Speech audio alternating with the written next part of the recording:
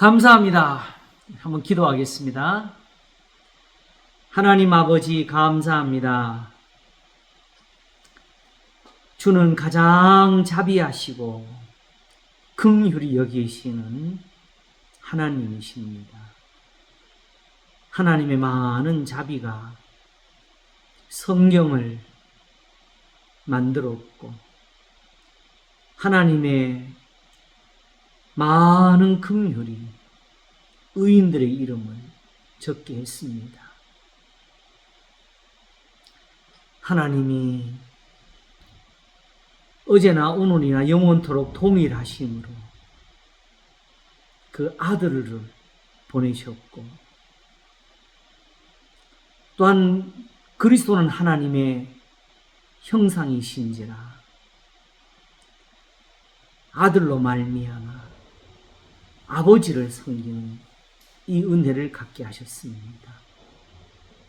그러므로 이 시간도 주님을 찾사오니 함께 하셔서 주의 사랑을 주시옵소서. 감사하고 우리 주 예수 그리스도 이름으로 기도하옵나이다. 아멘.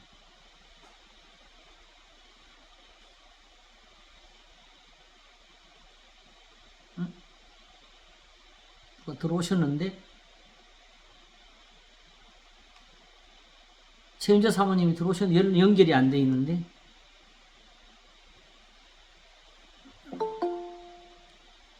뭘 잘못 누르셨나 봐. 연결이 안 되는데 최은자 사모님 참여하고 싶으면 여기 그 목록에 떨어지질 않아요. 아 여기 있다. 아 이런 정말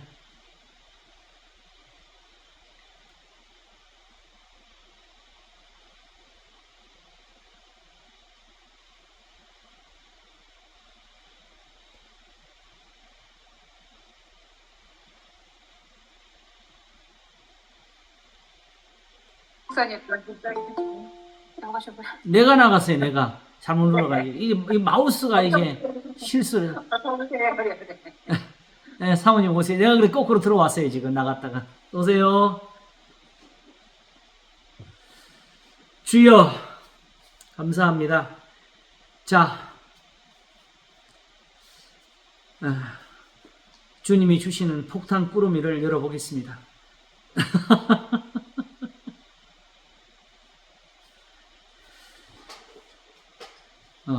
오늘은 레위기 1장을 먼저 보도록 하겠습니다.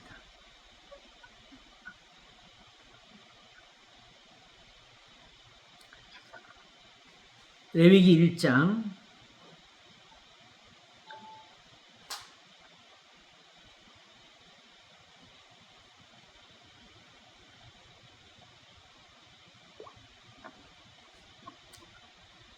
이제 로마서 11장을 마치려고 하니까 문득 생각나는 게 하나 있어요. 뭐가 있냐? 11장을 마치면 바로 뭐가 나오지? 우리가 그토록 사도 바울이 말씀하려는 게 여기다. 복음이 이것이라는 것이 로마서 12장이잖아요.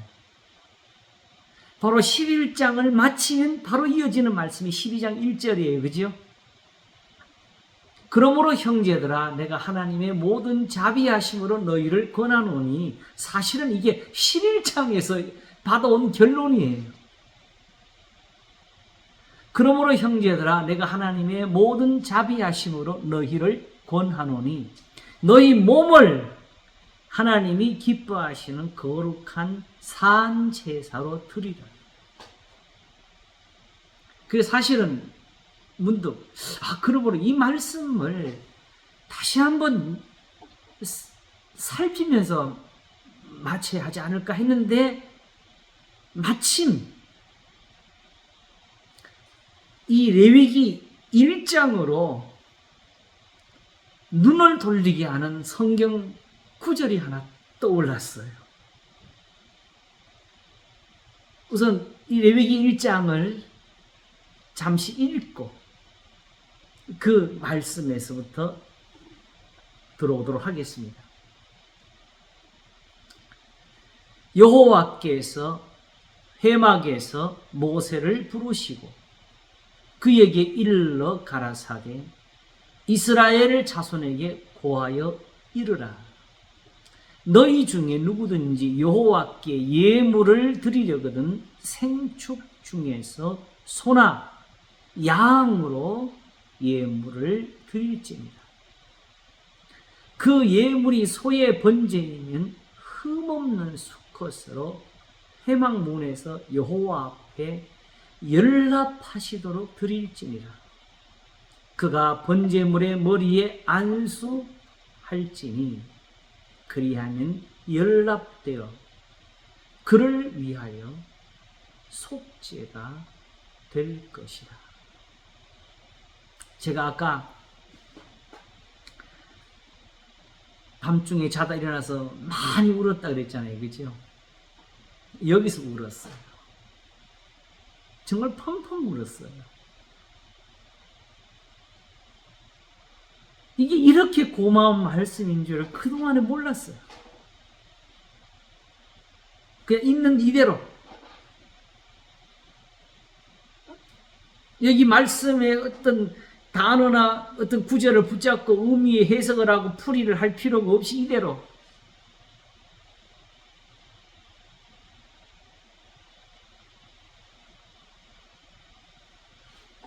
쉽게 이 말씀을 딱 들으면은 정말 가슴이 터지도록 하나님께 감사할 수 있는 사람이 있는데 혹시 누군지 기억이 나시겠어요?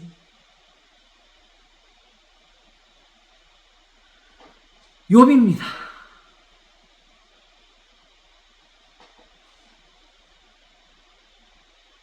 그와 같이 순전하고 악에서 떠나 여호와를 경외하는 자가 세상에 아주 없느니라 할 때 욥의 그 행실 중에서 가장 우리에게 하나님이 모범으로 보여주신 것이 있는데 그게 뭐냐? 바로 1장 4절. 그 아들들이 자기 생일이면 요거 그냥 필요하면 적으세요. 오늘 제가 많이 정리를 해가지고 그냥 바로 정리하면 이런 잘못이 나와. 정리를 안 하면 같이 찾아보는데 찾아가는 건 찾아보도록 할게요. 요 1장 쉬우니까 들으세요. 간단한 건 들으세요. 그 아들들이 자기 생일이면 각각 자기의 집에서 잔치를 베풀고 그 누이 셋도 청하여 함께 먹고 마심으로 그 잔치 날이 지나면 욥이 그들을 불러다가 성결케 하되 아침에 일어나서 그들의 명수대로 번제를 드렸으니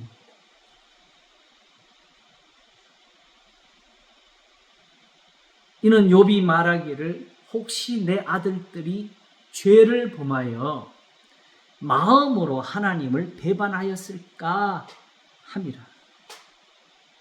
욥의 행사가 항상 이러하였더라. 우리는 번제물 하기도 맨날 다 태워드린다고 헌금에다 갖다가 맨날 비유를 하는데 여긴 그게 아니에요. 왜 번제를 드렸어요? 혹시 내 아들들이 죄를 범하여 마음으로 하나님을 배반하였을까 합니다. 욥에게는 이것보다 더 소중한 게 없어요. 나는 하나님이 두려워서 아무것도 할 수 없느냐 하며 살았던 사람이 그래서 혹시라도 우리 아들들이 죄를 지었을까 해서 그들을 성결하게 하고 번제를 드려서 그들을 위한 속죄가 되도록 하는 게 이게 번제예요. 오늘 본문에 그 답이 나와 있잖아요. 4절에 그가 번제물의 머리에 안수할지니 그리하면 연락되어 그를 위하여 뭐가 된다? 속죄가 될 것이라.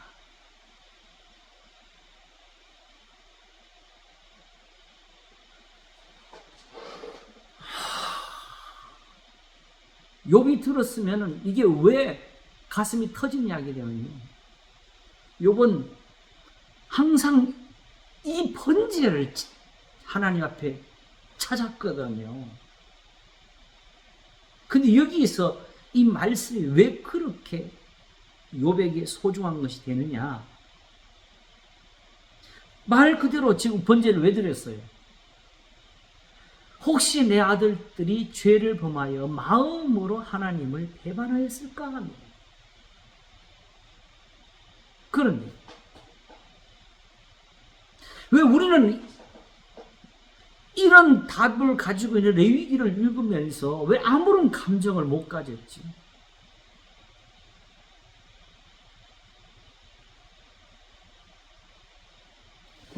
사실은 지금 신약에 와서부터 어떤 면에서 우리가 신구약 성경은 하나님의 말씀이다 하는 거기에서 가장 어떤 면에서 영적인 해석을 하는 거 빼놓고는 실제적으로 여기에 있는 말씀대로 하는 것은 가장 우리한테 관계가 없는 말씀입니다. 그렇죠? 지금 이 말씀을 지켜서 행하는 사람들 누가 있어요? 하나님이 요구하지도 않으셨고 사도들이 가르치지도 않았고 우리의 예배와도 사실은 상관이 없지요.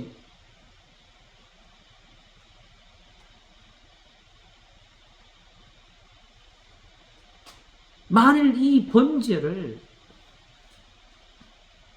정말 여기 있는 대로 속죄를 위한 제물로 우리가 다시 뭔가 하나님 앞에 드리자 하게 되면 그거는 범죄입니다. 이는 그리스도의 피를 욕되게 하는 겁니다. 그게 히브리서가 쓴 거지요. 그러므로 분명히 신약 성경은 밝히기를 다시는 항소의 염소의 피가 우리한테 필요가 없다라고 가르친 거예요. 그러니까 실제적으로 우리의 이 신앙대로 하면은 정말 성경에서 어떤 면에 쓸모가 없는 부분이 되어버려요. 그래서 여기는 읽어도 이렇게 속죄가 될 것이라 해도 우리가 지금 그 필요성을 느낍니까?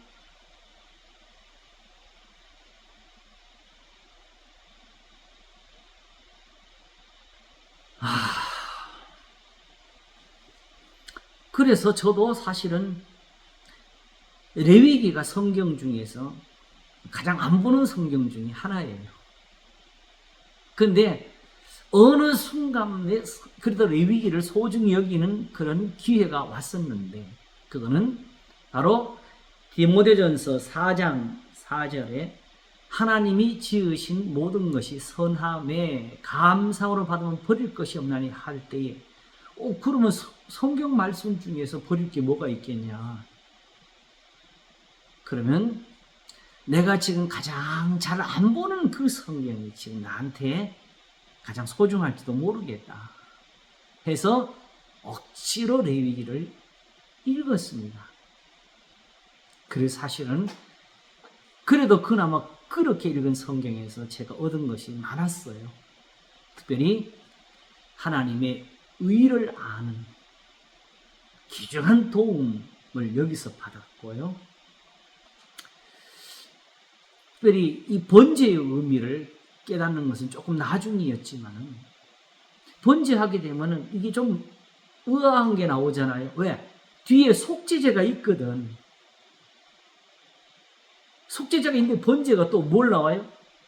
그가 번제물의 머리에 안수할지니 그리하면 연락되어 그를 위하여 속죄가 될 것이야. 이게 뭐냐는 거지요. 그 속죄제는 왜 있어요? 그래서 다시 속죄제를 읽어보게 되면 속죄제는 부지 중에 지은 죄가 생각이 나서 깨달아질 때에 그때는 하나님이 그건 허물이 있는 거다. 깨달아지기 전에는 그건 허물이 아직 안 돼요. 부지 중에 지은 것이라. 그래서 그 깨달은 것을 위해서 하나님 앞에 제사를 드려야 될 이유가 있다고 하나님 반드시 드리라고 했어요. 부지 중에 지은 것도 허물이다. 어떤 허물도 죄라고. 그리고 결국 부지 중에 지은 것을 위해서 속죄 제물을 드립니다. 그런데 문제는, 그럼 번제는 언제 드리냐는 거지요. 바로 욥이 가르쳐줬죠. 혹시 내 아들들이 죄를 범하여, 혹시. 속죄제는 분명하게 자기의 지은 어떤 죄가 깨달아진 거예요. 아시겠지요? 그러면 그대로 깨닫지 못하면 어떻게 돼요? 하나님이 여전히 그것도 죄라고 하셨는데, 그치요? 그러므로 속죄제하고 다르게 번제는 특별하게 제사를 드리게 되는데, 자기가 드리는 것도 있지만은 제사장들이 아침과 저녁으로 우리 소위 상번제라 그래요. 이스라엘 전체를 위해서 항상 제사를 드리고 있었습니다. 그러니까 사실은 부주 중에 지은 죄들이 이 번제로 사함이 되고 있었던 것이지요. 그럼 부주 중에 지은 죄가 그렇게 씻어질 수 있는가?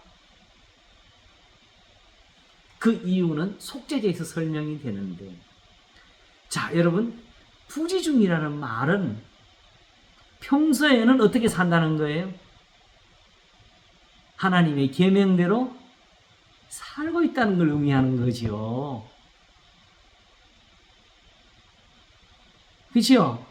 그러니까 너 하나님 말씀을 다 지킬 수 있어, 이런 식으로 묻는 거는, 이거는 마귀가 하는 짓이에요. 하나님께는 속죄제도 있고 화목제도 있고 번제도 있어요. 그럼 이게 사라진 겁니까? 예수님 안에 다 있는 거죠. 오히려 지금 그리스도의 은혜가 얼마큼인지를 보여주는 게 오히려 레위기가 된다고요.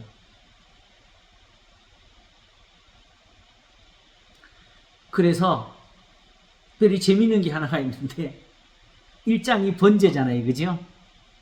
근데 2장 들어가면 소제가 나와요. 이 소제가 또한 우리에게 재미있는 그 깨달음을 주는데, 번제는 지금 보니까 부주중에 지은 죄, 그지요? 아직 깨닫지 못한 것들이 용서받는 거고 모든 죄가 씻어지는 거예요. 그리고 화목제는 다시 하나님의, 예수님께부터 신약에 가서 배우는 거, 이건 신약의 설명이 돼요. 다시 하나님의 말씀을 지킬 수 있도록 우리 죄를 씻어주는 겁니다. 이 죄가 씻김이 안 되면 다시 하나님의 계명을 지킬 수가 없어요. 돌아올 수가 없어요. 그 죄가 있는 한에는. 돌아와도 지켜도 소용이 없습니다. 그래서 화목제는 바로 아무에게도 저희의 죄를 저에게 돌리지 아니하신다 하시고 화목하게 하는 말씀을 우리에게 부탁하시는, 여기에 화목제가 있어요. 그래서 예수님을 향해서는 속죄제라도 안 하고 번제라고도 안 하고 화목제로 가는 겁니다. 그 계명 때문에. 아시겠죠? 자, 그래서 이렇게 각각의 제사마다 설명이 있는데, 목사님, 예. 목사님, 화목제 다시 한번. 화목제는 전에 악한 행실로 멀리 떠나 마음으로 원수가 되었던 너희를 이제는 그의 육체의 죽으심으로 말미암아 화목하게 하사 너희를 흠없고 점도 없고 책만 받을 것 없이 거룩한 자로 세우고 하셨다는, 거기에 화목제가 있는 거예요. 아시겠죠? 그러면 이제 하나님이 그것을 위해서 이루시려는 게 뭐예요? 예수님을 우리 죄를 위해서 십자가에 못 박으신 거죠. 다시 말하면 단순하게 용서받았다 하는 것이 아니라 다시 돌아와서 하나님의 계명을 지키도록 은혜를 주시는 게, 그게 화목제라는 거죠. 무슨 얘기 아시겠죠? 예. 그래서 저기 신약 성경의 로마서 5장도 그리스도는 화목제물이에요. 요한 1서에도 화목제물이, 그는 우리 죄를 위한 화목제물이라고.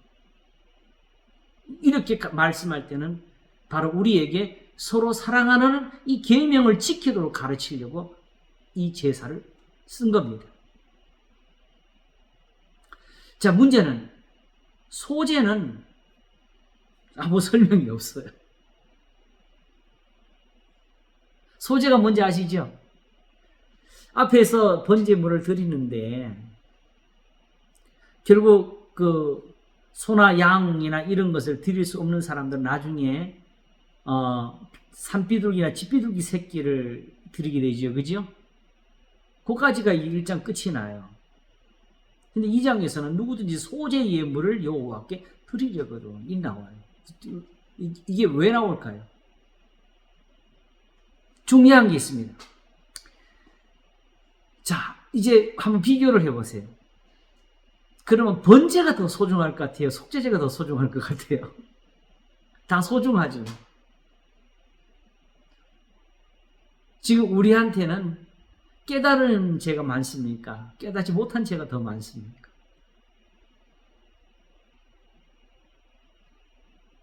깨닫지 못한 죄가 많아요. 그렇죠. 다윗이 말하기를 내 죄가 머리털보다 많도소이다. 자기 허물을 능히 깨달을 자 누구리요? 나를 숨은 허물에서 벗어나게 하소서 그랬어요. 그렇죠? 그러므로 하나님 앞에서는 내가 하나님의 계명을 지켰다? 이런 자랑을 할 사람이 아무도 없습니다.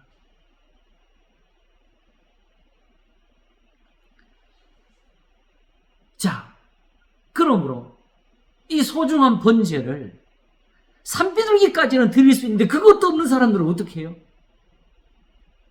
이게 왜 이렇게 연관이 될 수 있냐면 속죄제물을 보게 되면은 속죄제물은 바로 이 소제물까지가 속죄제물에 들어가도록 거기 설명이 돼 있어요.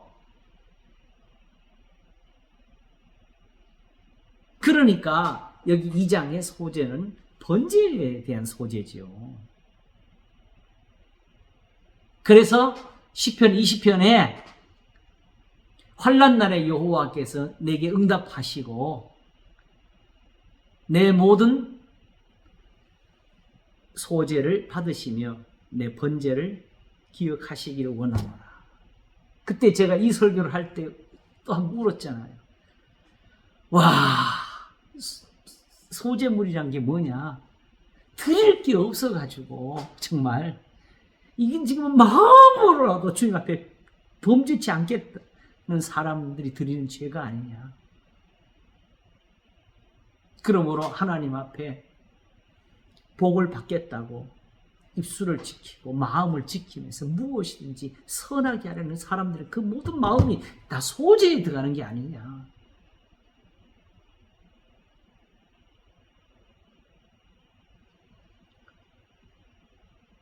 그래서 결국 다윗이 숨은 허물에서 벗어나게 하소서 할 때 마지막에 뭘로 마쳤어요? 나의 입술의 말과 마음의 묵상이 주께 연락되기를 원하나이다 그랬잖아요.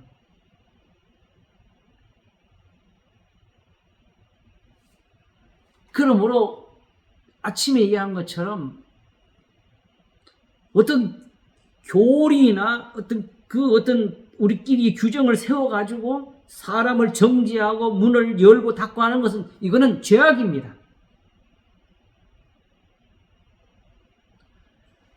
하나님 앞에 결심하고 돌아오는 사람들은 비록 율법에 있는 그 규례를 따라서 깨끗하게 하는 결례를 행하지 못하였어도 하나님이 용서해 달라고 한 것이 히스기야고 하나님이 그 히스기야의 기도를 들으시면서 그렇게 유월절에 참여한 부정한 사람들을 다 용서하셨어요. 그러므로 안식일에 제사장밖에 먹지 못하는 떡을 다윗은 먹을 수 있었고 그와 함께한 사람도 먹을 수가 있었어요. 그러므로 성전보다 더 큰 이가 여기 있느니라고 하시면서 예수님 안에 있는 사람, 예수님의 말씀을 지키는 것이 얼마나 하나님 앞에 큰 권세가 되는지를 보여주셨지요.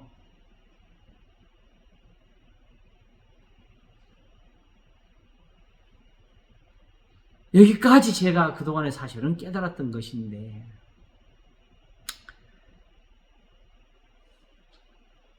오늘은 왜 여기서 눈물을 정말 다시 쏟아내냐.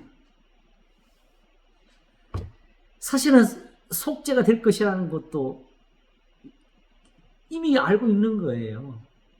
근데 문제는 이것조차도 사실은 그렇게 깊이 확 들어오지 못한 거는 내 자신이 이 속죄제를 필요치를 안 했었지요. 우선. 그치요? 그러니까 내가 이걸 듣고 가슴이 터질 사람은 누구라고? 욥이라고. 왜? 욥은 이 제사를 구하고 찾고 드리고 살았으니까. 그런데 왜 이게 터져야 되느냐? 제사에서 제일 중요한 게 혹시 뭔지 생각이 나세요? 재물보다 중요한 게 있어요.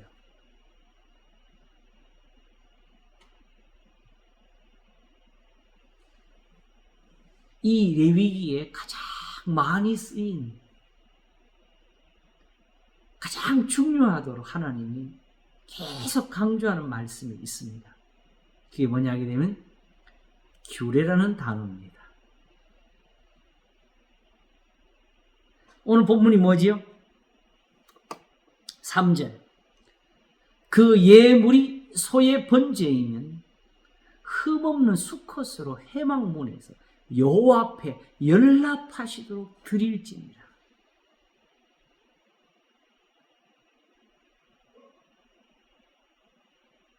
연락하시도록. 연락이 여기서 왜 중요하죠? 이게 안 되면 속죄가 안 돼요. 그래서 말라기 2장 가게 되면 때 가운데 수컷이 있거늘 하면서 사기하여 하나님께 드리는 사람은 하나님이 벌을 받게 하실 거라 그랬어요. 요 수컷 하나가 제사를 살리고 죽이는 말씀이 되고, 요 수컷 하나가 바로 연락되어서 우리를 속죄의 은혜를 얻게 하는 은사가 됩니다.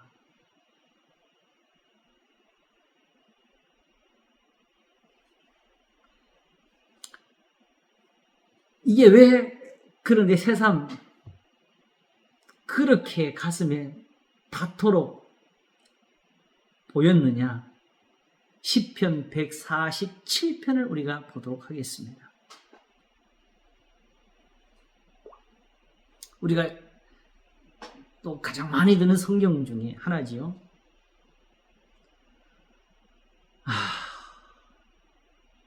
12절부터 다시 보겠습니다.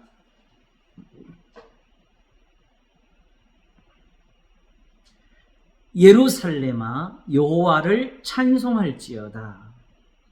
시온아 내 하나님을 찬양할지어다. 왜? 이거 예배하라는 소리 아니에요. 하나님 이렇게 하셔서 여기에 감사라는 소리입니다. 왜냐하면 앞에서 사실은 7절에 이미 그 말을 했어요. 감사함으로 여호와께 노래하며 수금으로 하나님께 찬양할지어다. 그래, 감사합니다, 감사합니다, 이렇게 말하라는 소리 아니에요. 하나님이 하신 게 있어.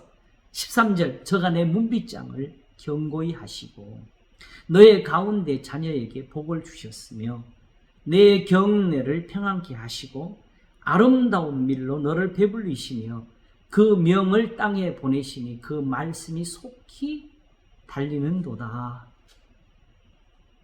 그러니까 이 복을 주신 게 뭘 하셨다고? 말씀으로 하셨다고. 그게 왜 소중해요? 근데 이 말씀을 바로 하나님이 그들에게 들려주시고 배워주신 거잖아요. 거기서부터 은혜가 시작된 거죠. 눈을 양털같이 내리시며 서리를 재같이 드시며 우박을 떡부스레같이 뿌리시나니 누가 능히 그 추위를 감당하리요 하면서 결국 그 말씀을 보내사 모든 건 세상의 재앙을 이렇게 표현한 거지요. 그 말씀을 보내사 그것들을 녹이시며 바람을 불게 하시는지 물이 흐르는도다 하면서 제일 중요한 말씀을 19절과 20절에 합니다. 바로 저가 그 말씀을 야곱에게 보이시며 그 율례와 규례를 이스라엘에게 보이시는도다 하면서 이방인의 문제는 뭐냐? 하나님께 예배를 드리고 섬기고 싶어도 아무 나라에 네가 참지 아니하시나니 저희는 그 규례를 알지 못하였도다예요. 규례가 없으면 예배를 못 드려요.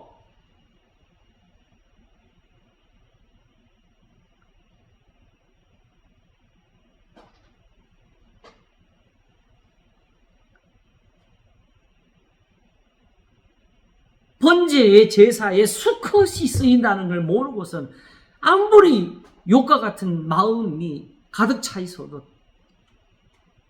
연락시킬 수가 없어요. 눈물로 속죄하고 싶어도 간절해서 혹시 우리 아들처럼 우리 아들들이 혹시 어떻게 죄를 지었을까 하고 혹시 내가 무슨 죄를 지었을까 하고 하나님의 눈물로 간절해도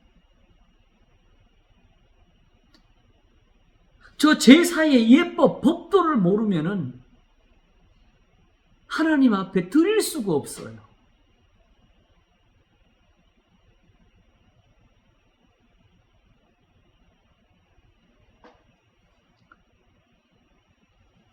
그래서 사실은 이미 규례라는 말을 저는 어느 정도 생각하고 있었는데 이 기회에 규례라는 말을 있는 데를 한번 다 찾아보기 시작했어요. 근데 거의 다 레위기에 있어요. 우선적으로는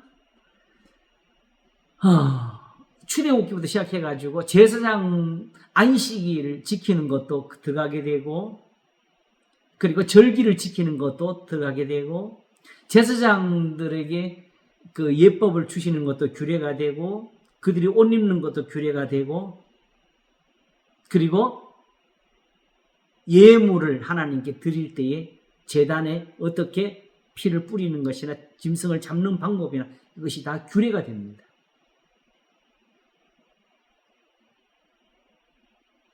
그리고 바로 이 시편 147편이 가르쳐 주시는 규례가 있는데요. 레위기를 계속 읽으면 이 규례가 어떻게 점점 더 확장이 되느냐? 제사장들에게만 있는 것이 아니고 결국 이 제사를 하나님 앞에 이렇게 드리고 싶은 건 누구예요? 백성들 자신이죠. 욥이잖아요. 그러므로 이 규례가 일반인들에게도 확장이 되는데 그들은 하나님의 계명을 지키는 겁니다. 간음하지 말라. 살인하지 말라. 내 이웃을 학대하지 말라. 거짓말하지 말라. 하면서 우리가 하는 대로 바로 레위기 18장, 19장, 20장에 집중했는데 그 집중하는 거기에 절정에 다다라서 우리가 잘 아는 19장, 18절 원수를 갚지 말면 내 이웃을 내 몸과 같이 사랑하라는 말씀이 바로 거기에서 나와요.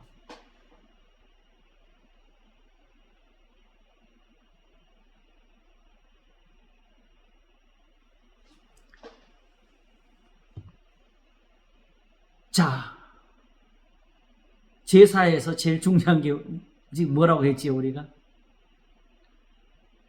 규례라고 했잖아요. 그치요?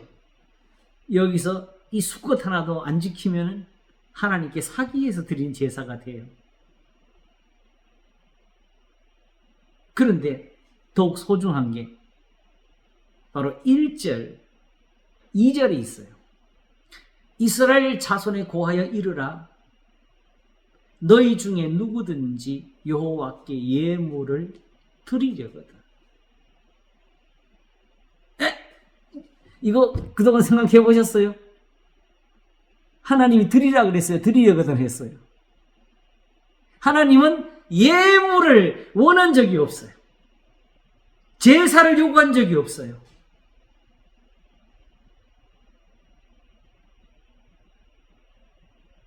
그런데 이렇게 드리고 싶은 사람들이 있는 걸 아셨어요. 욥과 같은 사람들.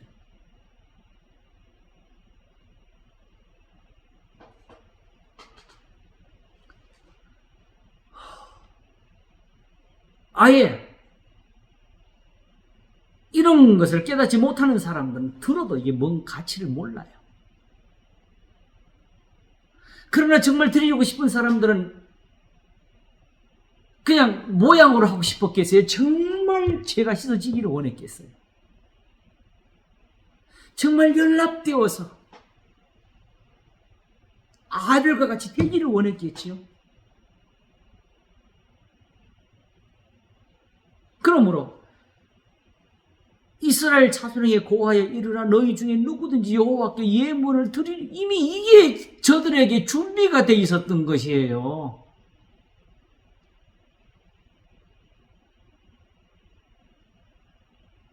그러니 사실은 저들이 이미 욕과 같이 번제의 의미도 알고 있었던 것이 돼요. 그것이 비록 번제라고 제목에 붙여지든 아니든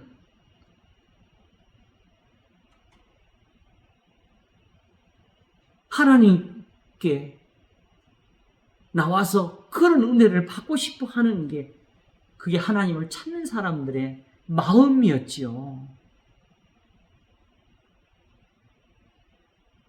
그러므로 이미 이 레위기가 시작되기 전에 누구든지 저들 속에 어떻게 하나님 앞에 제물을 드려야 할지를 기대하고 있는 사람들이라면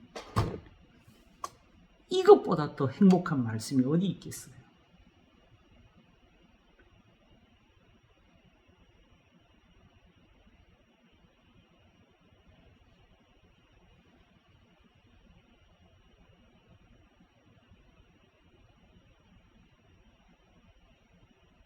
너희 중에 누구든지 여호와께 예물을 드리려거든 샘축 중에서 소나 양으로 예물을 드릴지니라. 이사야 66장에서 하늘은 나의 보호자여 땅은 나의 발등상인 너희가 나를 위해 무슨 집을 지을까 하실 다시 말씀이 뭐지요? 소를 잡아 드리는 것은 살인함과 다름이 없고 어린 양으로 제사 드리는 것은 괴의 목을 꺾은 것 다름이 없고 드리는 예물 거기 번역에 보게 되면은 그게 소제라고 그것은 돼지 피와 다름이 없고 분향은 우상을 찬송하고 다름이 없이 하는 그들은 그대로 자기 길을 쫓으며 자기 생각을 쫓으면서 그들의 마음은 가증한 것을 기뻐하였기 때문에 나도 그들이 원하는 대로 다 해줬다고. 저희가 마음에 하나님 두기를 싫어하며 하는 그 로마서의 말씀처럼 하나님 해주셨다고. 버렸다는 거죠.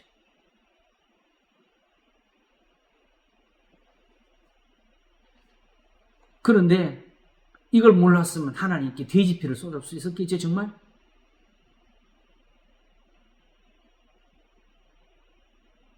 지금은 폐해진 제사라도 하나님이 이렇게 이스라엘을 위해서 준비하셨을 때는 저들의 그 번제물이 하나님께 연락되도록 해주시려고 하나님이 저들을 도와주신 겁니다. 왜? 그렇지 않았으면 아까 말씀대로 뭐가 됐겠죠? 소를 잡아 드리는 것은 살인함과 다름이 없고 어린 양으로 제사 드리는 것은 계몽을 끊고 다름이 없이 될 거니까 이걸 가르쳤는데도 그렇게 됐잖아요. 그러니까 지금 오늘날 이 시대에서 우리가 살면서는 사실 우리가 전혀 이런 말씀들에서 우리가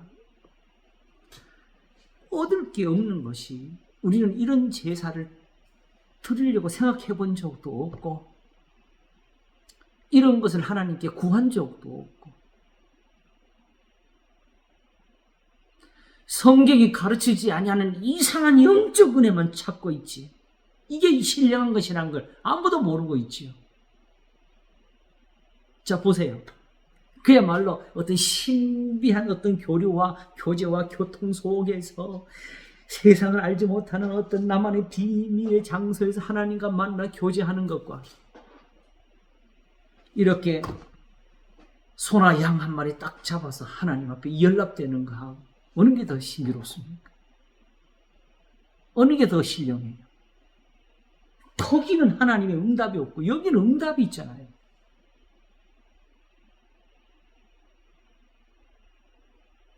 규례를 안다는 거예요. 이게 축복입니다, 여러분. 이것만 있으면 지금도 하나님이 받아만 주시면 복잡하게 깊은 데서 기도할 필요가 없잖아요.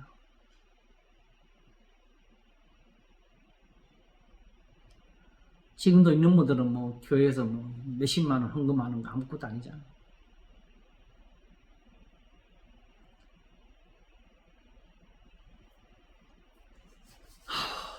제가 울게 된 거는요, 이 좋은 선물을 나는 한 번도 선물로 받아본 적이 없었다는 거예요. 왜냐하면 나는 하나님 앞에 이런 드릴 생각조차 못 해봤으니까.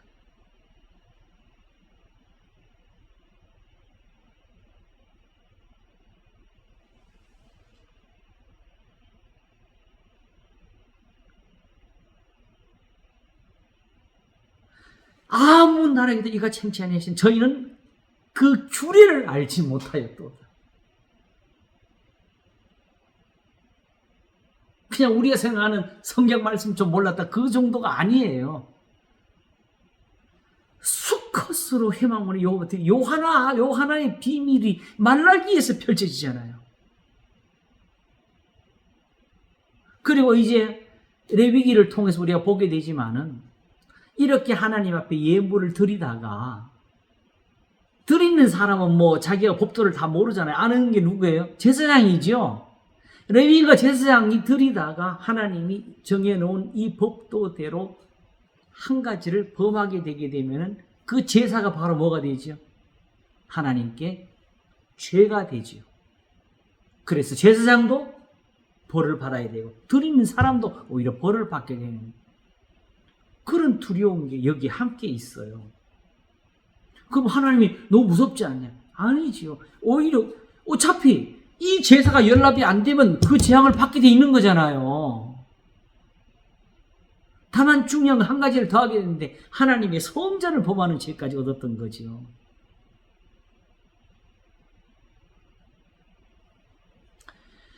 민수기를 읽다가 보면은 첫 부분에 뭐가 나오냐 하게 되면 이제 이스라엘 사람들이 이동을 하잖아요. 그죠?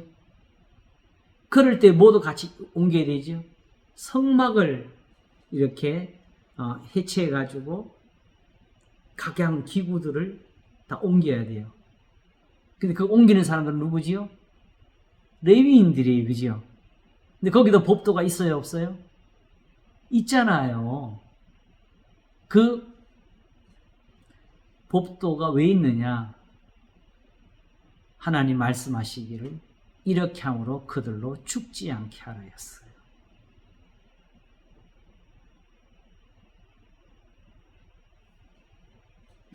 왜 이같이 하시느냐 하게 되면요, 바로 이방인들이 드린 것 같은 그런 제사가 되지 않도록 하시기 위해서였어요. 아, 진짜. 그러니까 이 말씀들이 다 사랑이었어요. 이렇게 나는 나를 내게 묻지 아니하는 한 자에게 물음이 되었으며 나를 찾지 아니하던 자에게 찾아냄이 되었으며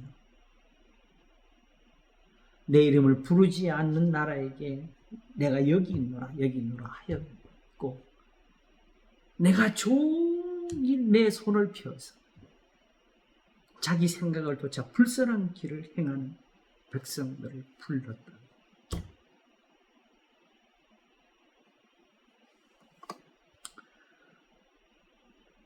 우리의 가장 큰 문제는 첫째가 우리는 우선 제사에 대해서 너무 몰랐어요. 하나님께 우선 제사든지 뭐야 무슨 하나님 앞에 이런 걸 드리고 싶은 생각을 전혀 우리가 마음에 가지지를 못했지요. 나를 수모함으로 벗어나게 하소서. 그냥 시를 지은 게 아니에요. 그러므로 정말 하나님 앞에서 이 번제를 드리고 싶었던 사람들이 이걸 들었을 때는 이게 눈물이 왜 안 되겠어요? 하나님 정말 감사합니다. 이렇게 하면 되는군요. 이게 은사였어요. 근데 문제는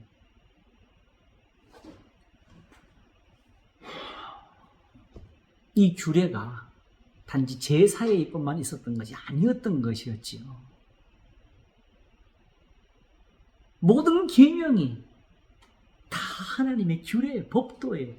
그래서 혹시라도 이 규례라는 말을 혹시라도 이게 어떻게, 왜냐면 이게 제가 본질적으로 이거 접근하게 되었던 거는 이 제사보다는 오히려 나는 계명에서 규례라는 말이 쓰인 걸 먼저 봤어요. 규례라는 말하고 율례라는 말이 도대체 무슨 뜻으로 쓰였을까? 실제로 율법을 읽어도 규례와 법도는 했는데 그게 구체적으로 이게 이거다 저거다고 지적이 안 돼 있는데 오히려 계명을 가르치면서 너희는 내 규례를 행할지라. 그러면 이게 오히려 이게 계명을 가리켜서 규례라고 하셨는 것보다 이렇게 나는 적어도 짐작을 하고 있었는데 문득 시편 147편의 그 구절이 딱 다시 부딪히는 순간에 레위기가 딱 떠오른 거예요. 원래 규례는 제사에 쓰이는 거다. 그리고 전에도 말씀드렸지만 하나님의 계명을 지키는 게 더 큰 거지. 그러나 궁극적으로 우리가 바라는 거는 뭐예요? 이 죄가 사함을 받는 거잖아요. 그러므로 왜 계명을 지키느냐? 이 제사가 연락되도록 하기 위해서.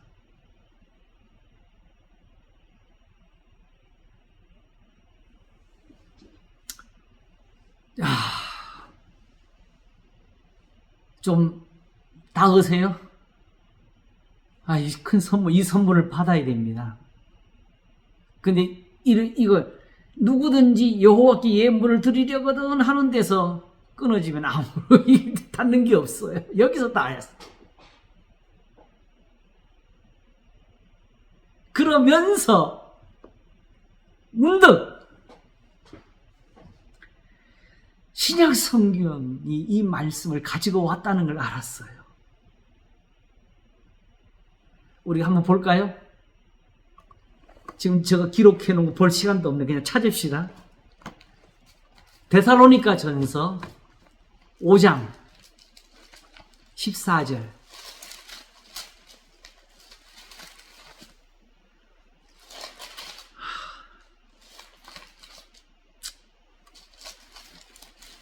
거기 규모라는 글자가 있는지 한번 보세요.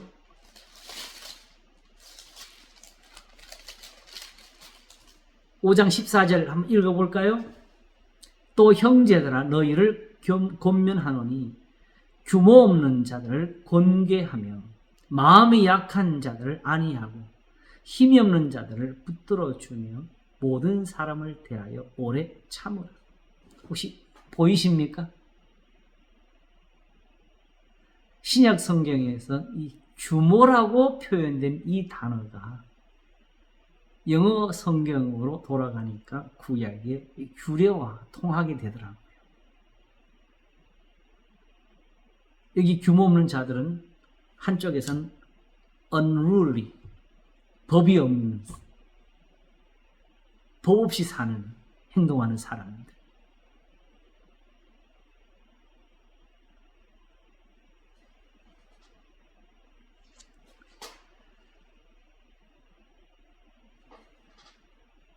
그리고 이와 같이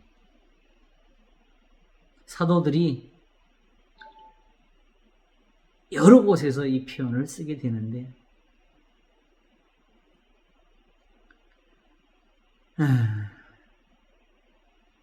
바로 어디서부터 봐야 되나? 너무 많이 적어놔서 지금 찾기가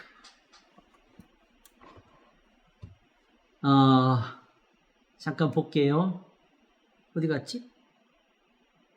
요거는 못 옮겼나 보다.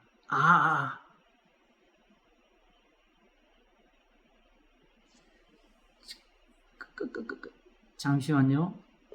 하나를 더 하겠습니다.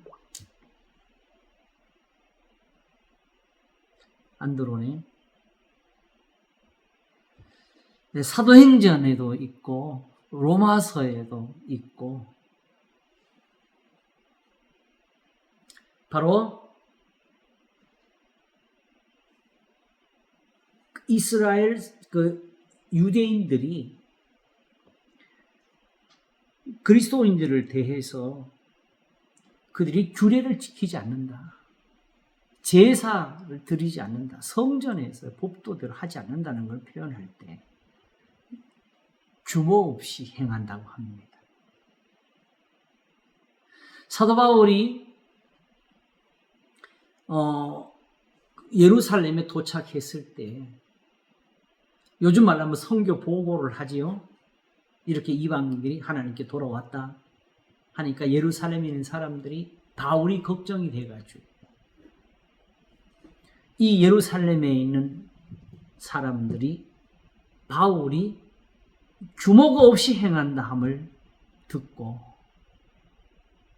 너를 해치려고 하니까 우리 중에 서운한 사람들이 있으니까 이 사람들을 데리고 성전에 가서 예법대로 행하라고. 그러므로 신약 성경에서는 이 규례라는 말이 왜 그렇게 되는지 모르겠어요. 규모라는 말로 이렇게 번역이 돼 있어요. 그러면 이 규모는 더 많은 데서 발견되는데 지금처럼 이렇게 우리에게 하나님의 말씀대로 사는 선한 행위를 가르치는 곳에서 규모 없이 살지 말라고.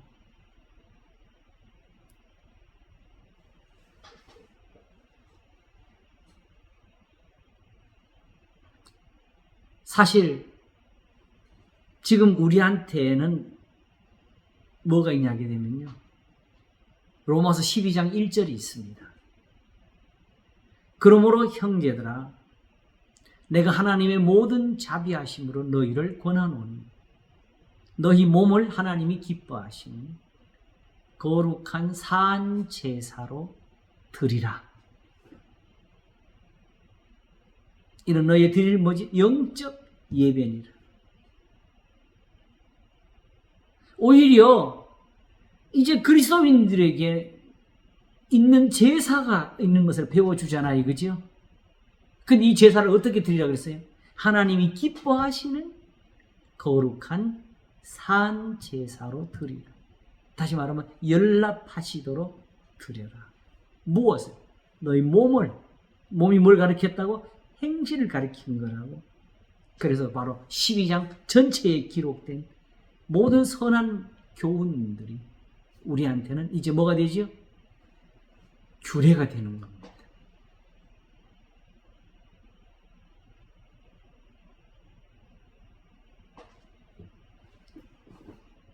이 규례를 알지 못하면 지금 우리의 예배는 수컷을 바꾸어서 하나님께 사기에서 드리는 제사가 될 수가 있습니다.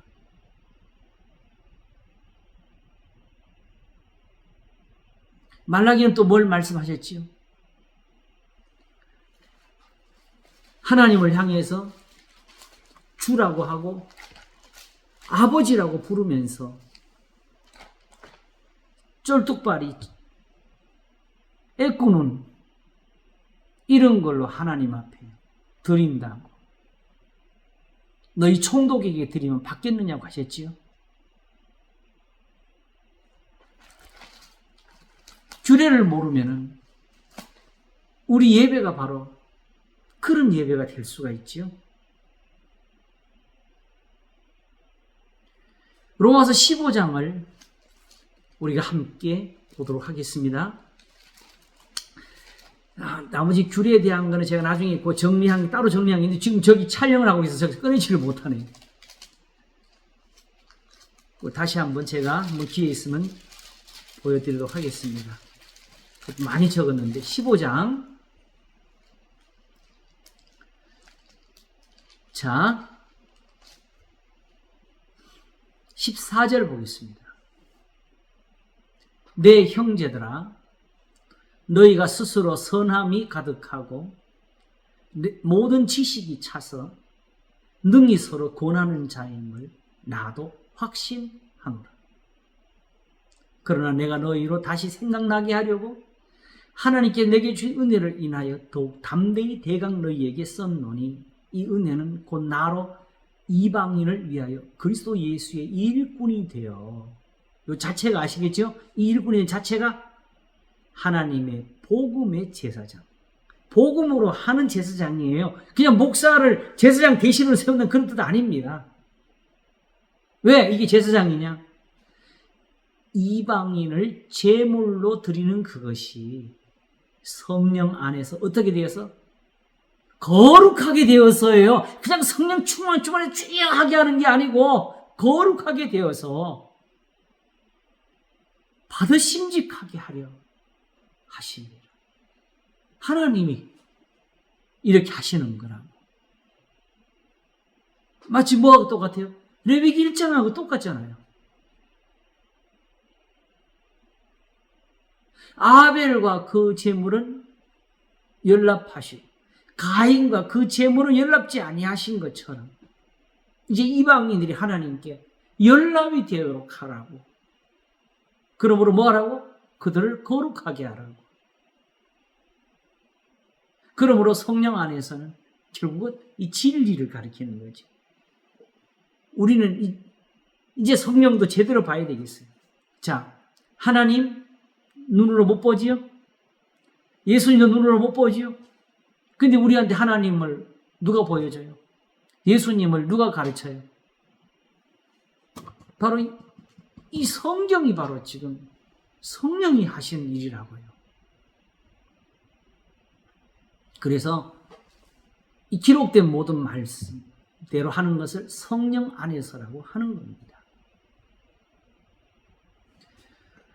자, 이 말이 로마서 2장에서 이런 표현을 가졌어요.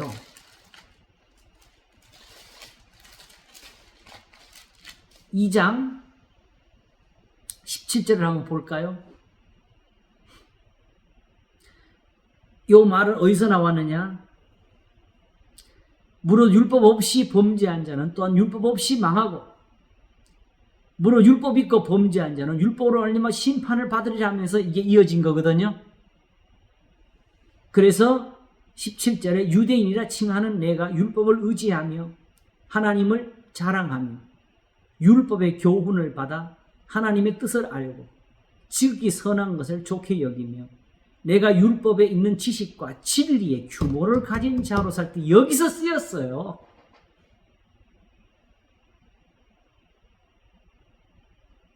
어떻게?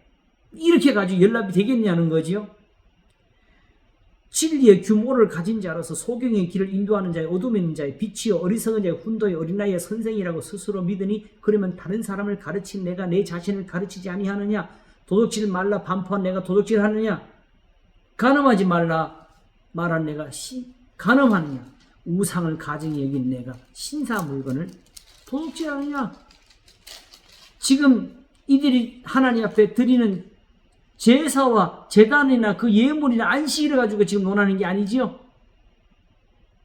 오히려 이것 때문에 율법을 자랑한 내가 율법을 범함으로 하나님을 욕되게 하느냐. 기록된 바와 같이 하나님의 이름이 너희로 인하여 이방인 중에서 모독을 받는도다. 이게 바로 이사야하고 이게 예레미야하고 에스겔이고 그렇습니다. 이사야에 적힌 말씀이에요. 그 조상들이 하나님의 이름을 욕되게 한 거는 그들이 바벨론에 잡혀간 거거든요. 망한 거거든요. 그래서 이방인들이 여호와의 백성 여기 와 있다고 하면서 그들 놀린 거거든요.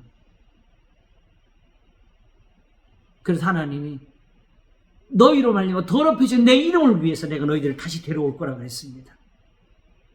하나님의 교훈의 선함 보여주겠다고. 그 결국 어떻게 돌아오셨어요? 돌아오게 하셨어요? 그들이 다시 하나님의 계명을 지키기 위해서 돌아오게 하셨지요.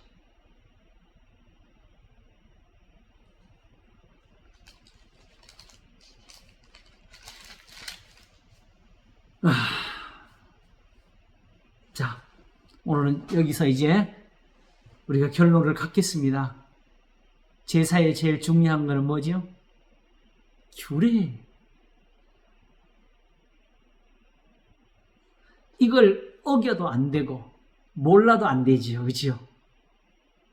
근데 우리는 사실은 몰랐어요. 우리는 이렇게 해달라고 구한 적이 없고요. 그러므로 누구든지 여호와께 예물을 드리려거든 이 말에서부터 우리한테 닿는 게 하나도 없었어요.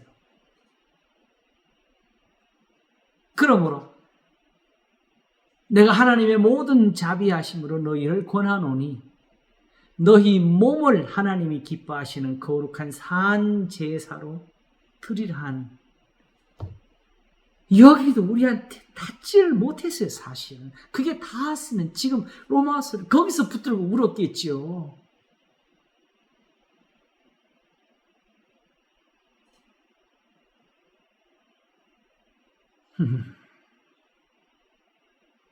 그러므로 이제 한 결론을 얻었습니다.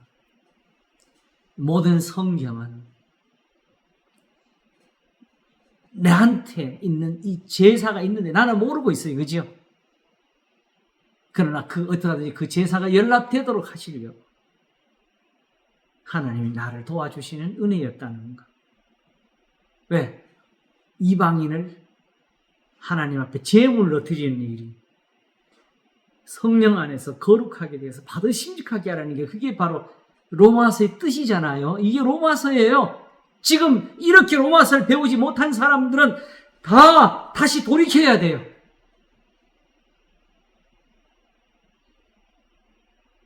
결국 이 로마서는 이렇게 해서 뭐 하는 거예요? 지금 첫째는 유대인에 의한 그 사람들도 거룩하지라는 것이고 다시 잘라진 자리에 와서 접붙임 받으라는 거고 이방인들도 자긍하지 말고 그대로 하나님 접붙인 자리에서 진액을 받으라고 하는 거잖아요. 그렇지 않으면 이스라엘이 잘린 것처럼 너희들 잘린다고 하시는 그 경고를 주셨는데 이거는 경고일 뿐이라고까지 말을 해대면서 망령을 떠는 사람들이 있어요. 마치 말라기의 제사장들처럼 하나님께는 많이만 드리번데 하면서 수컷이가 안 커지고 따지지도 않고 번제물을 드리는 사람처럼 그 하나님이 그들 저주하실 때 뭐라 그랬죠? 그 제사장들의 얼굴에 똥칠을 할 거라.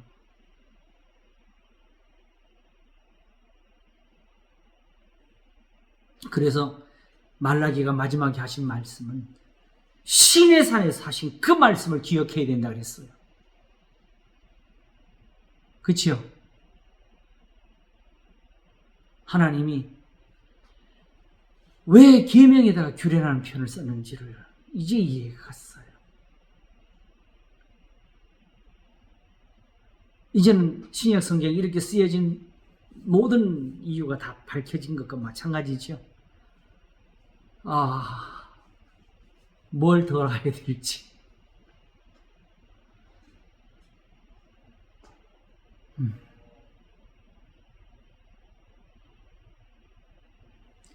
우리 시편 20편을 읽고 마칩시다.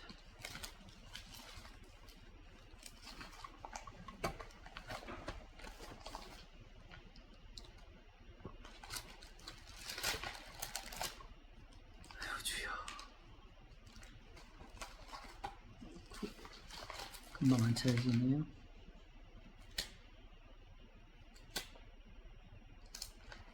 보겠습니다. 목사님, 예. 계명이 규례라는 거는 그 자체가 제사의 의미가 있는 거잖아요. 예? 계명이 그 제사에 쓰이는 규례라는 말로 쓰였다는 거는 예. 그 자체가 제사라는 그렇지요. 그게 제사지요. 그게 바로 무슨 제사냐? 하나님이 왜 아벨과 그 제물을 연락하셨고 가인과 그 제물을 연락지 않으셨겠어요? 아벨은 가인은 악하고 아벨은 의로움인 거지요. 그렇죠? 바로 지금 제사에서 제일 중요한 건 제물이 아니고 납니다. 어떻게 하나님 앞에 헌신을 했든지 모든 사람이 바라는 것은 지금 내 기도지요. 나의 제사함이지요. 그러니까 항상 제사의 중심에는 양이나 소가 아니고 내가 있는 거지요. 내가 연락이 안 되면 그 소가 연락이 안 되는 겁니다. 왜냐하면 목적이 거기 있으니까 하나님이 그 소를 받아주시고 나는 용서를 못하면 안 되잖아요. 그래서 아벨과 그 제물은 연락하시고 내가 하나님 앞에 드려야 될 제물입니다. 기도가 이렇게 이루어지는 거예요. 주여에서 이루어지는 게 아니고 이 기도가 우리한테 있어요. 이건 은사지요, 그죠? 그러니까 이거 은사입니다. 이 기도가 은사예요. 기도로 은사를 얻는 게 아니고.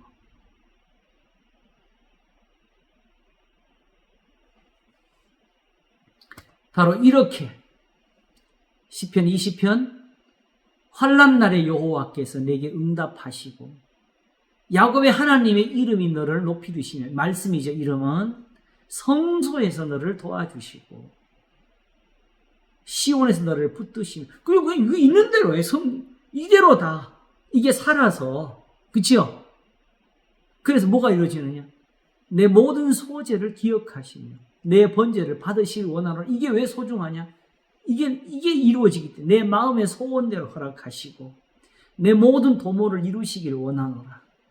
우리가 너의 승리로 인하여 계가를 부르며 우리 하나님의 이름으로 우리 길을 세우리니 여호와께서 내 모든 기도를 이루시기를 원하노라.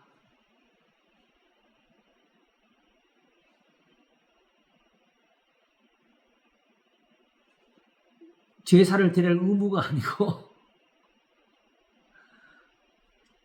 진짜 제사를 드려야 할 사람인 걸 우리가 모르고 있었던 거지요.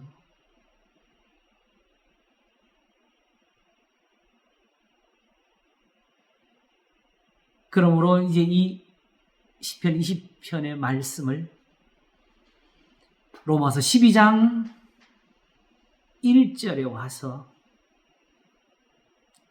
하나님 앞에 연락하시도록 드리는 그 제사를 찾으시면 되겠습니다.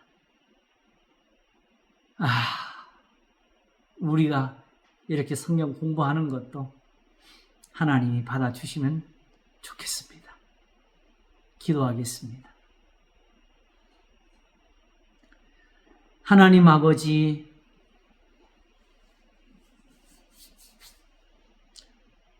우리는 하나님 앞에 제사를 드릴 이유가 있는 사람이었습니다.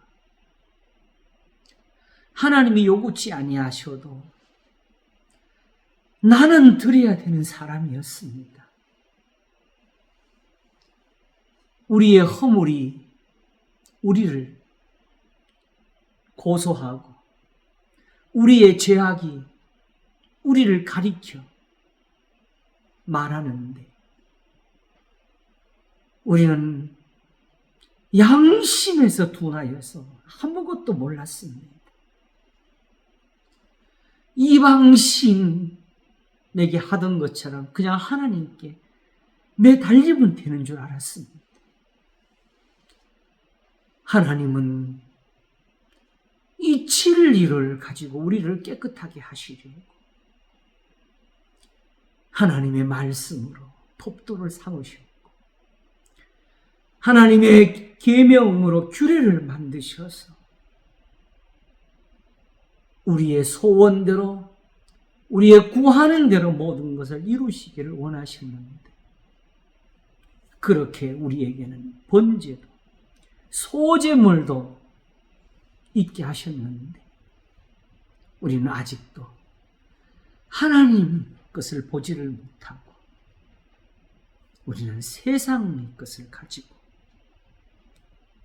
하나님께 부르짖는 어리석음만 가지고 있었습니다. 마땅히 하나님의 성전이 되어야 될 우리가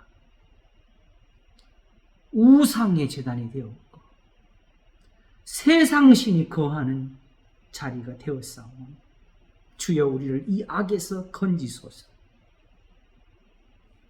마땅히 우리의 모든 생각이나 우리의 마음에 있는 것들이 선한 것이 되어서 하나님이 기뻐 받으시는 산제사,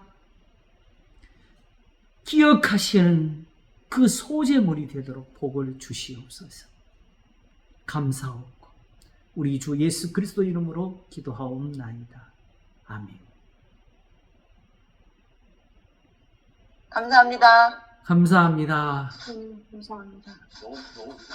지금도 좋은데 제가 혼자서 밤에 이걸 타이핑하고 있을 때 제 심정을 이해가시겠지요. 다음 주에 또 해주세요, 목사님.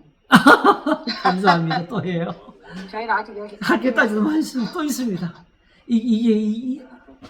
감사합니다. 다들 평안하세요. 네. 고맙습니다. 안녕하세요. 예. 네. 다들 건강하세요. 예. 감사합니다. 추위에 건강하세요. 다들. 예, 감사합니다. 건강하세요. 네. 네.